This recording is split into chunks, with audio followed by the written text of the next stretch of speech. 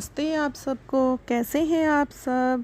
राम जी के वंश के बारे में बहुत ही कम लोग जानते हैं। आज हम उसी के बारे में आपको बताएंगे। उनकी सबसे पहली पीढ़ी ब्रह्मा जी थे। सबसे पहले उनकी उत्पत्ति हुई। दूसरी पीढ़ी ब्रह्मा जी के पुत्र थे मरीचि। मरीचि के पुत्र कश्यप हुए। कश्यप के पुत्र विवस्वान हुए। विवस्वान के पुत्र थे वैवस्वत। वैवस्वत मनु के 10 पुत्र हुए। इनमें से एक का नाम था इक्ष्वाकु। इक्ष्वाकु ने अयोध्या को अपनी राजधानी बनाया और इस प्रकार इक्ष्वाकु कुल की स्थापना हुई।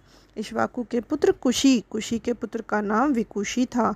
विकुशी के पुत्र बाण हुए। बाण के पुत्र थे अनरण्य। अनरण्य के पुत्र का नाम पृथु था। पृथु से त्रिशंकु का जन्म हुआ। त्रिशंकु के पुत्र धंधुमार हुए। धंधुमार के घर युवनाशव ने जन्म लिया। युवनाशव के पुत्र थे मानघाता। मानघाता के पुत्र का नाम सुसंधि था। सुसंधि के 2 पुत्र हुए, ध्रुव संधि और प्रसेनजीत। ध्रुव संधि के पुत्र हुए भरत। भरत के पुत्र हुए असीत। असीत के पुत्र सगर हुए और सगर के पुत्र हुए असमंज। असमंज के पुत्र अंशुमान हुए। अंशुमान के पुत्र दिलीप हुए। दिलीप के पुत्र भगीरथ हुए। भगीरथ के पुत्र कुकुत्सत थे। कुकुत्सत के पुत्र रघु हुए। रघु एक तेजस्वी और पराक्रमी राजा थे। इनके नाम पर ही इस वंश का नाम रघुकुल हुआ। रघु के पुत्र प्रवृद्ध हुए। प्रवृद्ध के पुत्र शखण हुए। शखण के पुत्र सुदर्शन थे। सुदर्शन के पुत्र थे अग्निवर्ण।